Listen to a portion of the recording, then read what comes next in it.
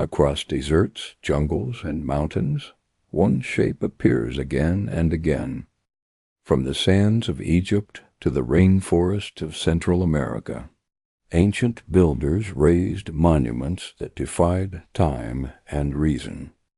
They never met, never shared a language, yet all chose the same form, the pyramid. Was it coincidence or a universal code written deep in the human mind? This is the story of the mystery that connects civilizations across the world. To uncover the truth, we return to where it all began. Giza, the birthplace of humanity's most enduring symbol. Welcome back to the Deep Dive, where we take a monumental idea, gather the sources, and really try to figure out what's going on. Today, we are staring up at perhaps the most recognizable, yet maybe the most mysterious architectural form on Earth, the pyramid. And we're definitely not just talking about the ones you see, shimmering on the Giza Plateau. That's the really fundamental, striking fact we need to start with for you today. The pyramid shape, most famously, Khufu's Great Pyramid, built about 4,500 years ago. It's found almost everywhere. Really? Everywhere? In cultures separated by continents, oceans, millennia. It's kind of mind-boggling. It truly is staggering. I mean, you find them with the Maya in Central America. You see them in the colossal earthworks of imperial China. And the shape is so enduring it reaches right into modern construction. There's that striking residential tower at 625 West 57th Street in New York. Yeah, that one. So the fundamental question driving this deep dive, it's really a geographical puzzle that's confounded historians and archaeologists for ages. How did this exact geometric form become this, well, near universal choice for monumental building among cultures that had zero known contact? It's a profound question, isn't it, about independent invention versus maybe some shared universal aspiration. And just to navigate the sources properly, we really need a common technical definition. What geometrically are we actually talking about when we say pyramid? Okay, yeah, let's get technical. What is a pyramid? Well, according to the sources, it's defined as a body whose base can be any polygon, a triangle, a quadrangle, a hexagon, or really any other many-sided shape. That base provides the foundation. Okay, any polygon base. And the sides? The side faces must always be triangles. That's key. And they must converge at a single point, the apex. Right. And that profound harmony, that stability we feel when we look at, say, the Great Pyramid, it arises specifically when that single apex is centrally located, directly over the middle of the base. It sort of speaks of this perfect structural and maybe even cosmological balance. Okay, let's try and unpack this history then. Starting where most people naturally begin. Ancient Egypt, where the shape wasn't some instantaneous miracle, right? It was an arduous, 300-year evolution of trial and error. Exactly. And the Egyptian story, it really begins with myth. For Egyptologists, the form is deeply rooted in their creation belief system. The pyramid shape is meant to mimic the Ur-Hugel. The primeval mound. Yeah, the primeval mound. In their cosmogony, this mound was the very first piece of dry land that rose from the chaotic, swirling waters of the primeval sea right at the dawn of creation. So building a pyramid was literally an act of cosmological recreation, like replicating the genesis of their world. Pretty much, yeah. And what we track through their royal tombs over those 300 years is this clear step-by-step technological struggle to actually achieve that perfect form. It starts roughly 5,000 years ago with the simple mastaba. Right, those were rectangular structures, almost like benches used as tombs for the early pharaohs. They had gently sloping sides. Then came the major leap forward. This was under Pharaoh Djoser, thanks to his high priest and, frankly, genius architect, Imhotep. Imhotep basically stacked one mastaba on top of a slightly smaller one, and then another, and so on. Creating the famous step pyramid. Exactly, and that structure was a massive intellectual leap. It moved them significantly closer to that idealized ascending Ur-Hugel shape they were aiming for. But the real drama and the truly fascinating evidence of, a learning curve happens a few generations later under Pharaoh Sneferu. This is when they try to transition from the step design to the true smooth-sided pyramid. Right, and this is where we see the sources document this extraordinary lesson in, engineering humility. Sneferu's architects started with enormous ambition. They planned for an extremely steep angle, almost 60 degrees. Wow, 60 degrees, that's steep. It is, and it required perfect structural integrity. But they failed to anticipate a key factor. Which was not the outside, but the inside. They weren't building a solid mass. Correct. Unlike some later, more solid pyramids, this design incorporated internal chambers in these long, heavy corridors. Crucially, the sources detail that the architects made a significant error when laying the internal stone layers. They used an inward slope, kind of like the older, smaller step pyramids, probably thinking it would add stability. But with the sheer weight of a 60-degree pyramid, that inward slope became a catastrophe. It absolutely did. It intensified the pressure on the inner chambers, especially near the ceilings. They started facing severe structural instability. You could see cracking in the heavy limestone blocks of the internal rooms. The whole project was seriously compromised mid-construction. Which results in the magnificent, very visible failure we know today, the bent pyramid of Dashur. Exactly.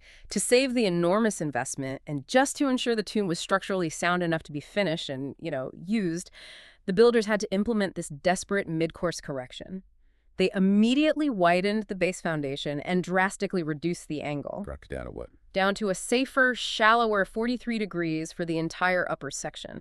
And that sudden, visible change in slope is why it looks bent. What's so striking about that, though, is that it's this crystal clear record of visible, documented mistakes. In a culture that was, well, obsessed with presenting divine perfection, they couldn't just tear it down and hide it. Yeah. It stands there as this testament to hard-won engineering knowledge. That learning by doing process right out there in full view is what makes the bent pyramid so special, so unique. But Sneferu, unlike maybe his architects, he wasn't deterred by the failure. The sources show he learned the lesson immediately. He didn't just walk away and, find a new architect. No, not at all. He immediately commissioned another pyramid nearby, and this time applying the lesson learned, that consistent, shallow 43-degree angle from the base all the way to the apex, he finally achieved the first true smooth-sided pyramid.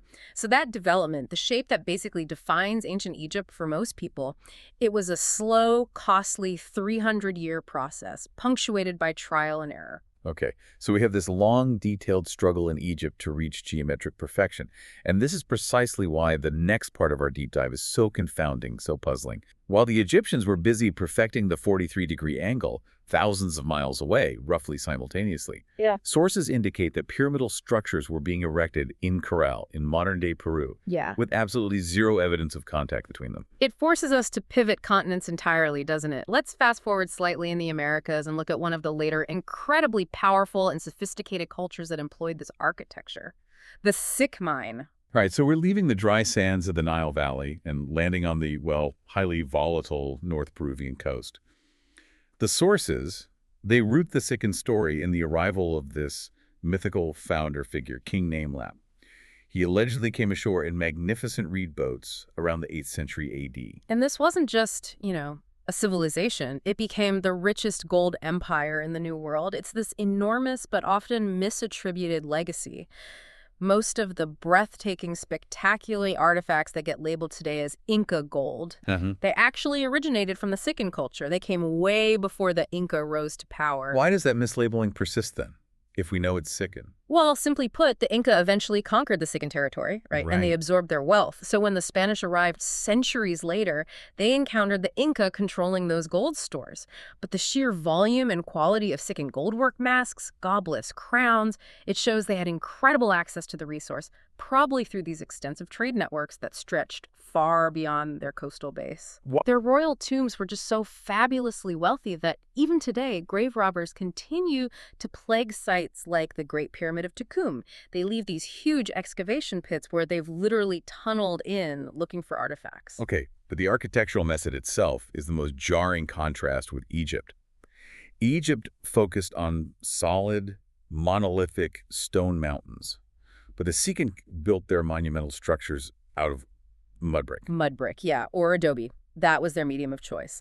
If you look at sites like Tukum, which was once home to 26 large pyramids alongside over 200 smaller structures, they were literally building mountains out of dried earth. And this change in material, it fundamentally changes the function of the pyramid too, doesn't it? It's not just the how, but the what for. Absolutely. The Egyptian pyramids were almost exclusively royal tombs, a structure built for the afterlife journey of the pharaoh. The Xi'an pyramids, on the other hand, were highly multifunctional buildings. Well, while they certainly housed the elite dead, they also served as residences for the ruling class. They were administrative offices, ceremonial centers. It was a dynamic, living space for the powerful, not just a sealed monument for the dead. The scale of construction required, even with a softer material like mud brick, must have still been immense. Oh, it was staggering. Sources calculate that constructing just one of these massive mud brick volumes required labor forces ranging anywhere from 10,000 to 20,000 workers. 10 to 20,000 people. Yeah, often over 10 to 20 years of continuous effort for a single large pyramid. Now, an experienced worker using local clay and straw could produce an impressive 600 to 800 air-dried blocks daily. So the process itself is astonishingly simple, but highly scalable when you mobilize that kind of workforce. And that fragility, the fact they were just air-dried, that explains why they are so poorly preserved today compared to, say, Giza. Precisely. They are profoundly vulnerable to erosion. Centuries of harsh rainfall, especially tied to these major climatic events like El Niño, literally washed away the upper layers of the pyramids. However, the dry conditions inside the brick complexes often preserved organic material remarkably well. Oh, okay. And this allowed for some of the most fascinating archaeological discoveries about Xi'an society itself. Like the priestess of Moran you mentioned. Exactly. In 2011, near what is believed to be King Namelap's palace, a remarkably well-preserved female mummy was discovered. She had incredibly rich burial gifts. This was the priestess of Moran. Her facial reconstruction, which was adorned with her personal gold jewelry and ornaments, provided immense insight into the structure of Xi'an governance. And what did her status reveal about the role of women in Xi'an society? Was it unusual? Well, the sources strongly emphasize that these women held profound, independent authority and power. They weren't merely high-ranking members of a ruling family, sort of adjuncts to power. They were true protagonists, individuals who held immense authority in their own right, entirely separate from any male figurehead. This gives us a far more nuanced view of political control in the ancient Americas than maybe was previously assumed. However, the sources also document a much darker side of the Semitic culture, right? Noting explicit evidence of, well, gruesome rituals connected to these ceremonial sites. Yes. Unfortunately, sites like Huaca El Oro have provided some pretty disturbing documentation of human sacrifice. For instance, a deep grave pit was discovered where a wealthy man was interred with an astonishing 1.2 tons of gold and copper grave goods. 1.2 tons, yeah. And alongside him were the bodies of two young women, both approximately 20 years old, clearly sacrificed to accompany him into the afterlife. And what's really disturbing is the strong correlation the archaeologists found between these sacrificial acts and climate change, climatic crises. That connection seems key, yeah. The evidence points to a strong correlation with the powerful El Niño phenomenon. El Niño brought devastating torrential rainfall to the North Peruvian coast, destroying crops, flooding settlements, washing away buildings. A major crisis. Absolutely. And the data suggests human sacrifice was a cultural mechanism enacted during or immediately after these major natural disasters, perhaps in a desperate attempt to appease the angry elements, Furthermore, the sources show that when these crises were particularly severe, entire pyramid complexes were sometimes abandoned altogether. The population was forced to relocate and start construction anew elsewhere. It shows just how fragile their enormous commitment to this monumental architecture truly was in the face of nature's power. So we have the slow structural evolution in stone in Egypt, focused on the afterlife. We have the multifunctional, climate-vulnerable mud brick monuments in Peru, tied to sacrifice. Let's travel yet again, thousands of miles across the Pacific, to a highly sophisticated civilization that adopted the pyramid form through massive earth-shaping. Okay, we're moving to imperial China now, focusing on the pyramid complex of Qin Shi Huang. He's the one who achieved the unification of China, became its first emperor, and died in 210 BC. Just a monumental figure. He centralized power, standardized measures, currency, writing, and critically commissioned the initial sections of the Great Wall. And his approach to the pyramid form was completely unique again. Yeah. He didn't haul stone blocks like the Egyptians or bake mud bricks like the Xi'an. He made the land itself into a pyramid. Precisely. Chinese pyramids, particularly the one housing Qin Shi Huang's tomb, were massive earthworks. They were constructed by piling up enormous mounds of earth, literally diverting rivers, creating artificial lakes to surround the complex. The sources estimate that Qin Shi Huang's pyramid mound was originally 120 meters high. 120 meters of piled earth. Yeah, making it this gigantic man-made feature completely dominating the landscape. And the mystery surrounding this tomb is incredible, especially because the main burial chamber, the core of it, remains completely sealed to this day. The detail comes from ancient chronicles, which describe the tomb not just as a final resting place, but as a full recreation of his entire known universe built underground. These chronicles specifically describe the great rivers of China, the Yangtze, and the Yellow River replicated within the tomb chamber using vast amounts of mercury. That sounds like pure mythological hyperbole. Mm-hmm. Rivers of mercury. But there's hard evidence for this, right? It sounds unbelievable, absolutely. But the reliability of that chronicle was startlingly confirmed back in 2005. Chinese archaeological teams took drilling samples from various points across the massive earthwork mound and confirmed the presence of highly concentrated levels of the toxic element mercury. That direct confirmation of the mercury rivers lends incredible weight to all those ancient descriptions of the tomb's interior. Now, when most people think of Qin Shi Huang's tomb, though, they instantly picture the thousands of clay soldiers, the terracotta army. And it's really vital to remember that the army is a separate complex entirely. Those thousands of unique clay warriors intended to serve the emperor in the afterlife, they're located almost 2 kilometers away from the main burial mound. The entire necropolis complex, which includes hundreds of surrounding pits and side graves, covers an unbelievable 56 square kilometers. 56 square kilometers. The scale of the Death City is almost incomprehensible. It's huge. And the discovery of those warriors brings us to one of the most immediate and profound challenges facing excavators worldwide. How do you preserve something that has been perfectly stabilized by millennia of isolation the moment you expose it? The terracotta warriors are the ultimate case study in preservation failure, which then, thankfully, sparked incredible restoration science. The sources reveal this fascinating and initially heartbreaking detail about their original appearance. Each warrior was individually painted, often in vibrant reds, greens, blues, coated in what researchers found was a nearly perfect, almost high-tech lacquer. What made this lacquer so high-tech back then? Well, it was remarkably resilient. It was waterproof, heat-resistant, even acid-resistant. The ancient engineers had created this coating that resisted virtually everything nature could throw at it over 2 millennia underground. But there was a single fatal flaw in its chemical composition. Yeah. A vulnerability. Yes. The one major flaw was its dependence on extreme humidity. That lacquer required over 84% humidity to remain stable and elastic. 84%. Wow. Yeah, so the environment inside the sealed pit, undisturbed for centuries, was perfectly stable, perfectly humid. But when the archaeologists first excavated the figures and exposed them to the open air, where the humidity levels were much, much lower, the water trapped within the lacquer structure instantly started to evaporate. And the physical consequences were immediate. Immediate and devastating. The lacquer shrank drastically, almost like drying mud, and the paint, which was resting on the shrunken base layer, immediately flaked off. Researchers had only minutes, sometimes literally seconds, before the original vibrant colors just disappeared completely. That must have been an absolute nightmare for the archaeologists. You uncover one of the greatest historical finds ever, only to watch its defining feature disintegrate right before your eyes. It required frantic forensic-level restoration detective work. By capturing microscopic samples in those first crucial moments and using highly specialized conservation chemicals, they were eventually able to stabilize the remaining traces and painstakingly map the original color schemes.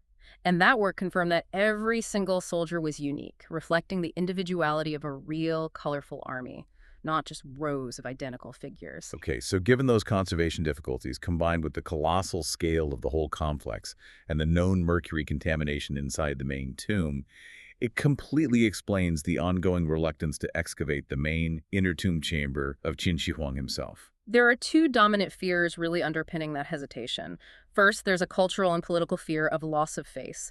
The Qin dynasty fell quite shortly after the emperor's death, which means there is a very high probability the tomb was looted centuries ago, maybe during the chaos that followed. If they open it to massive global fanfare and find nothing but an empty chamber, well, it would be a huge national embarrassment. Understandable. And the second reason is purely technical. Absolutely. The unique chemical and atmospheric conditions inside that sealed chamber, the specific high humidity, the absence of oxygen, the presence of all that mercury have stabilized whatever fragile artifacts might remain inside.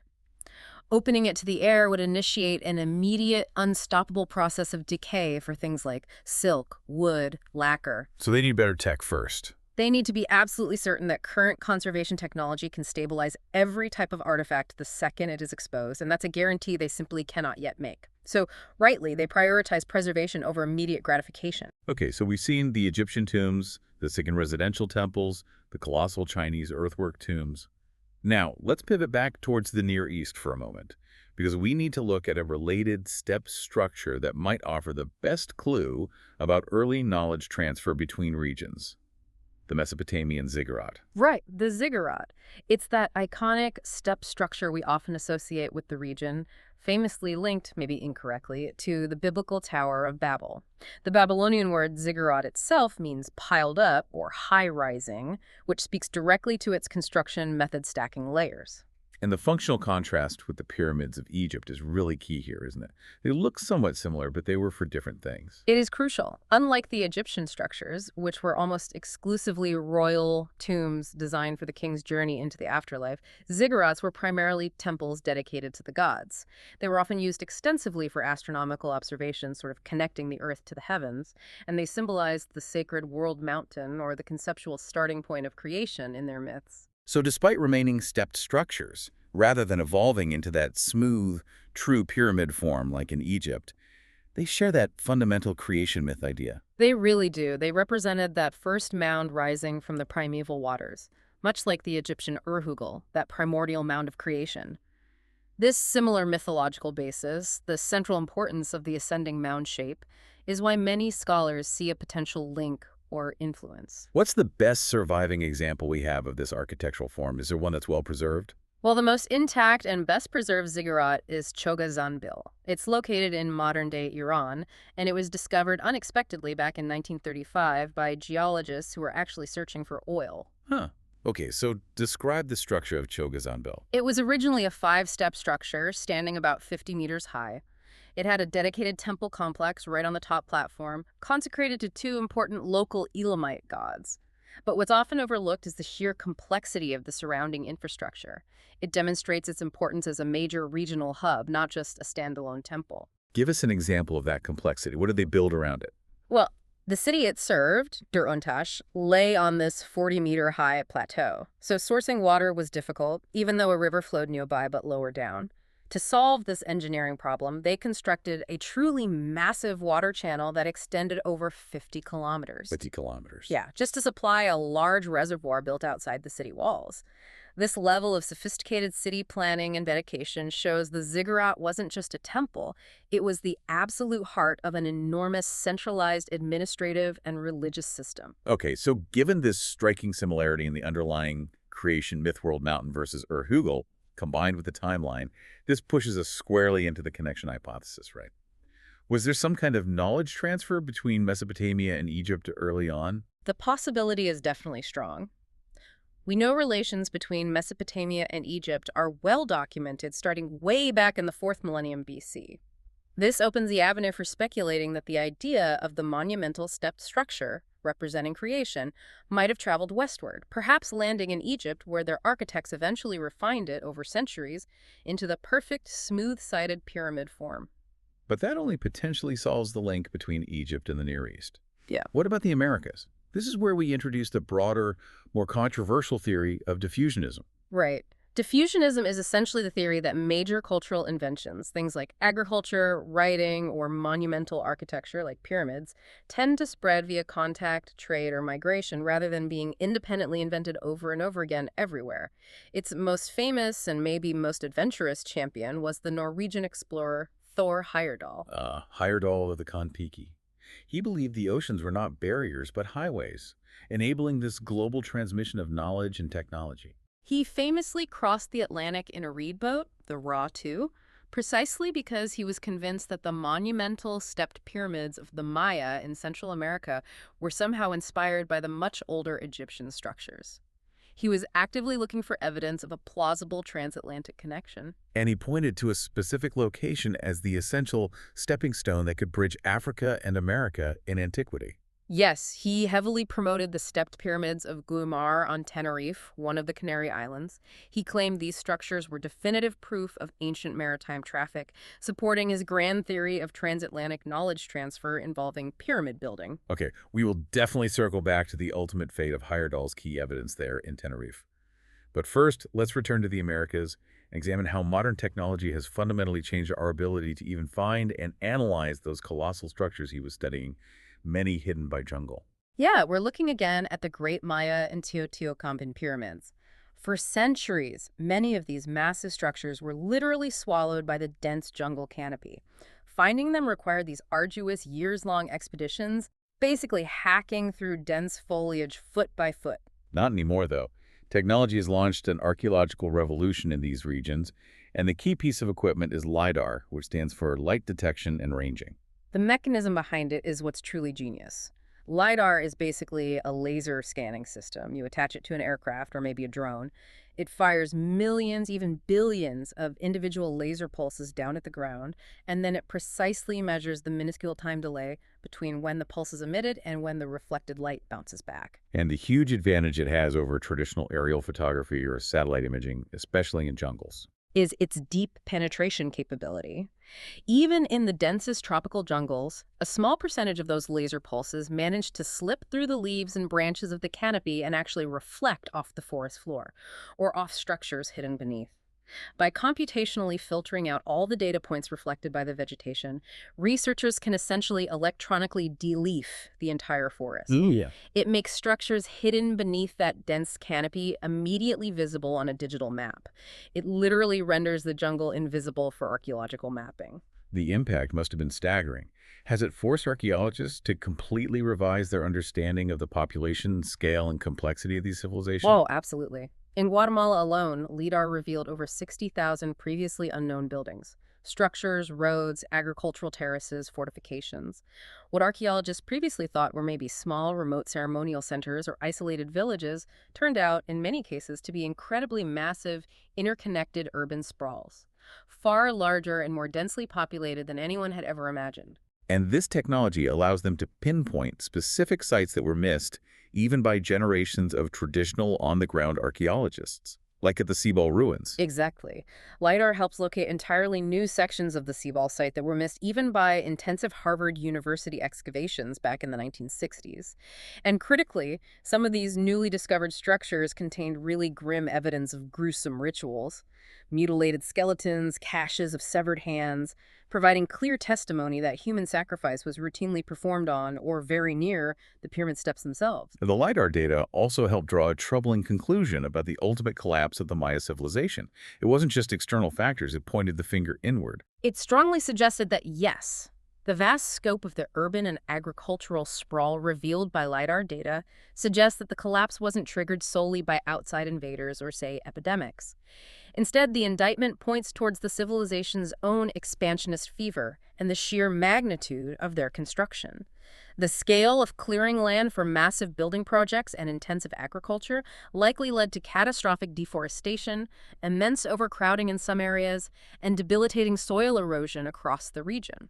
So they essentially consumed their own resource base, leading to their downfall. That seems to be a major factor, yes. They undermine the environmental foundations of their own success, leading directly to the downfall of the once mighty empire. And that story of self-inflicted decline, maybe fueled by overconstruction and population pressure, is echoed slightly further north in the Great Megacity of Teotihuacan, home to the enormous 65-meter-high Sun Pyramid. Right. The builders of Teotihuacan remain one of the great unknowns of Mesoamerica. We don't even know for sure what language they spoke. But it was a massive boomtown for centuries, centered around ritual, trade, and immense political power.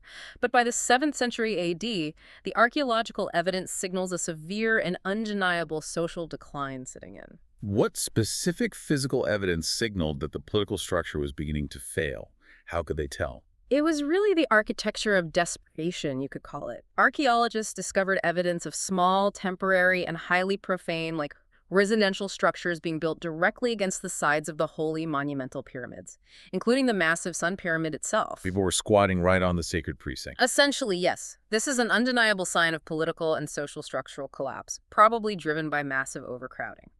The city had grown so large, consuming land, vital resources like maize, and raw materials like obsidian for tools and trade, that it seems it became utterly impossible to manage the population effectively, leading to its final collapse sometime around 750 AD. Okay, so we have overwhelming evidence of independent invention across the globe, and seemingly independent collapse in several cases too. Which brings us back finally to the biggest argument for global contact, for diffusionism. Thor Heyerdahl's key evidence, the Guimar pyramids on Tenerife, did he actually manage to bridge the Atlantic with those? Well, the sources show pretty clearly that, scientifically speaking, Heyerdahl's stepping stone hypothesis was thoroughly debunked. While Heyerdahl correctly pointed out that the largest structure there does align pretty well with the sunset on the summer solstice, archaeologists found a far more mundane geological explanation for the pyramid's shape and orientation. Okay, what was the mundane reality then? They found that the stepped terraces merely followed the natural geological orientation of an underlying lava flow. The local builders, likely much later farmers cloning the land, weren't meticulously tracking the solstice. They were simply building retaining walls along the easiest, most stable axis provided by the existing terrain. And crucially, the chronological evidence, the dating, completely invalidates the idea that they were some kind of ancient transatlantic link. Absolutely, that was the nail in the coffin. The archaeological finds recovered directly beneath and around the structures themselves date entirely to the 19th century or later.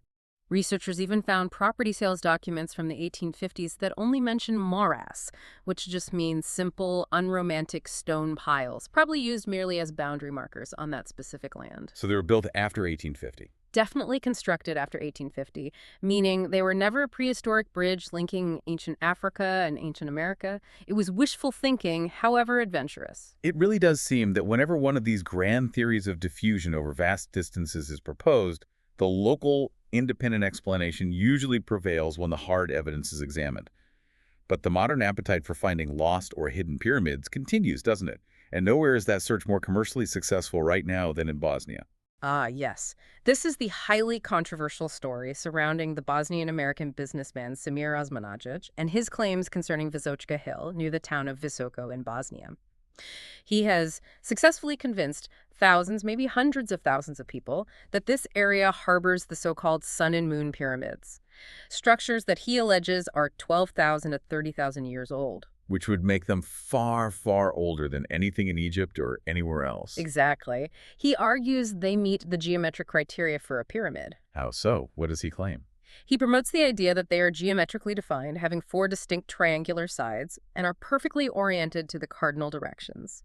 Modern LiDAR scans did confirm the immense scale, showing that the main hill, the Sun Pyramid, stands about 220 meters high, which is significantly taller than Khufu's Great Pyramid is today after millennia of erosion. But LiDAR can't tell you if it's man-made. Right. And what does he cite as specific proof of their artificial nature? What's the evidence? Well, his claims include finding artificially manufactured concrete blocks, which he believes were poured or cut using sophisticated ancient tools, and, rather bizarrely, finding a fossilized leaf embedded within a piece of sandstone near the site, which he uses to argue the structure must be extremely ancient, maybe the oldest pyramid on Earth. He and his teams of volunteers have also dug hundreds of meters of tunnels into the hillsides. Tunnels? Yes, claiming they are reopening a vast, intentionally sealed tunnel network that once connected these supposed ancient pyramids. But the scientific consensus, the view from mainstream geology and archaeology, is overwhelmingly against him, isn't it? Completely. The critique from qualified geologists and archaeologists is very strong, and it's centered on verifiable facts. First, the natural origin. The rock formations he points to as artificial blocks are naturally occurring geological material called breccia, specifically conglomerates shaped over long periods by natural erosion processes common in the region. Okay, so natural geology, what else? Second, the lack of scientific standards. His excavations have been widely criticized for lacking scientific rigor, consistent documentation, and crucially, they have produced virtually no artifacts, pottery, tools, bones, that would actually date the site to the deep Paleolithic antiquity he claims. You find medieval or Roman material, but nothing proving a 12,000-year-old civilization there. Given the clear geological evidence of breccia and the lack of actual ancient artifacts, Why do these claims maintain such strong popular appeal despite the near-universal academic consensus against them? Well, it seems to be a powerful combination of maybe national pride for some Bosnians seeking a glorious ancient past, and definitely the economic benefit the tourism brings. And that brings us to the third main point of critique, which concerns the tunnels themselves. What about tunnels? Critics argue the tunnels were either known medieval mines repurposed, or were actually dug quite recently by Osmanagich's own teams and volunteers, perhaps later being artificially expanded or decorated with supposed ancient inscriptions to make them seem more mysterious and appealing for tourist access. They are certainly not evidence of a vast, ancient, systematically sealed network connecting pyramids. And yet, the site thrives as a massive tourist draw, completely detached from scientific validation or peer review. It absolutely does. The local economy in Visoko benefits immensely from the influx of what you might call esoteric tourists who stream in annually. They're seeking the alleged healing powers of monoliths found in the tunnels or the pure air down there. Osmanagic is brilliant at marketing the sense of magic, energy, and mystery that these visitors crave, even if it directly contradicts all established geology and archaeology.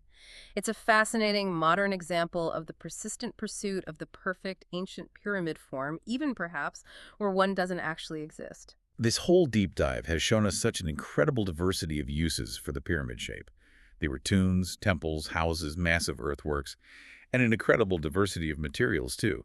Solid stone, air-dried mud brick, piled-up earth. Yet somehow, the form itself persists across millennia and across cultures that, as far as we know, have absolutely no contact. It truly is the ultimate convergence, isn't it? And the shape, that pure geometry, continues to influence us even today. Aside from that New York residential tower we mentioned, remember that really ambitious concept unveiled back in 2008 for a 1,000-meter-high, pyramid-shaped city planned for Dubai.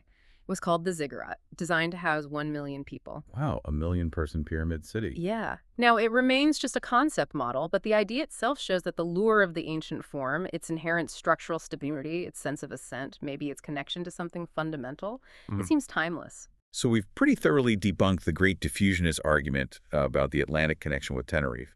And we see strong evidence for independent technological evolution in Egypt, independent creation in Peru, and independent earth shaping in China.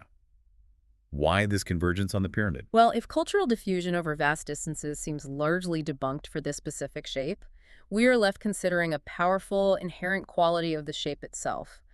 Was it perhaps, as Pythagoras once suggested, simply because the form of the pyramid is the ultimate manifestation of harmony, a kind of universal, stable aspiration that drove the rulers and engineers of China, Egypt, and America entirely independently? They are all engaged in this massive, shared, almost global undertaking to achieve that same geometric perfection. That raises a final, maybe provocative thought for you, our listeners. Given the immense amount of political will, engineering labor, and sheer resources devoted to achieving that perfect geometry, evidenced by that incredibly costly 300-year struggle in Egypt that resulted in the catastrophic but educational visual lesson of the bent pyramid, what else in our modern world reflects the same kind of independent pursuit of an inherently harmonious form? Where completely separated cultures or individuals might arrive at the exact same conclusion, the same design, simply because the geometry itself is, in some way, perfect or inevitable.